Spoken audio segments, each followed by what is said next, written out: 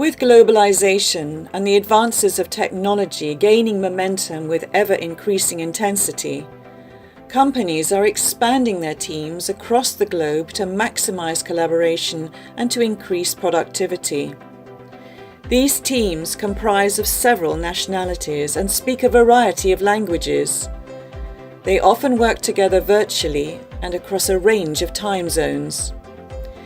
In the 21st century, English is the common business language and therefore often adopted regardless of where the company's headquarters is located. You might think that a common language at work would increase efficiencies and enhance coordination of global teamwork. But when we scratch the surface, the situation is not always so rosy. Recent studies have identified significant amounts of tension and stress in teams caused by language barriers.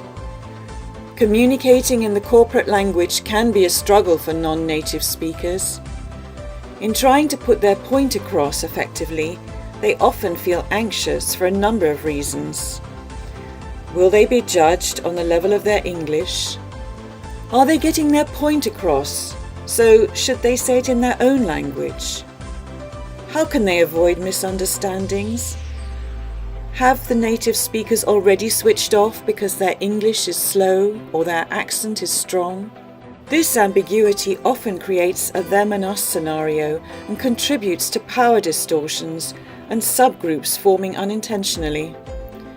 Sometimes the situation gets worse in that the non-native English speakers start to avoid meetings altogether, and so team cohesion falls apart. A good deal of these inefficiencies go undetected as organizations focus on the potential benefits of adopting a common language in response to a globalizing market. Language and emotions are closely linked, and language-related stress can sometimes become too hot to handle. Non-native team members often make their best efforts to communicate, but feel nervous that their point will not be understood and that their native-speaking colleagues will think badly of them. So they form subgroups away from the team, quite often unintentionally. On the other hand, the native speakers often get annoyed at their non-native speaking colleagues, losing patience at the level of their language skills and begin to exclude them. And so it becomes cyclical, a bit like the proverbial hot potato where the blame gets shifted from one side to the other. Showing empathy and making an effort from both sides may go some way to help calm things down, but will this be kept up? Managing this challenging situation usually falls to the team leaders. However, so far very little guidance in terms of leadership strategies to manage the emotions brought about by language differences in multinational teams has been published.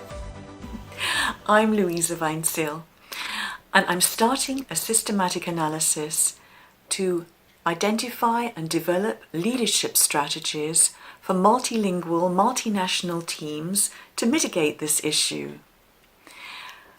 The study will contribute to existing knowledge of a common corporate language and also increase awareness of the complex effects of language barriers in teams.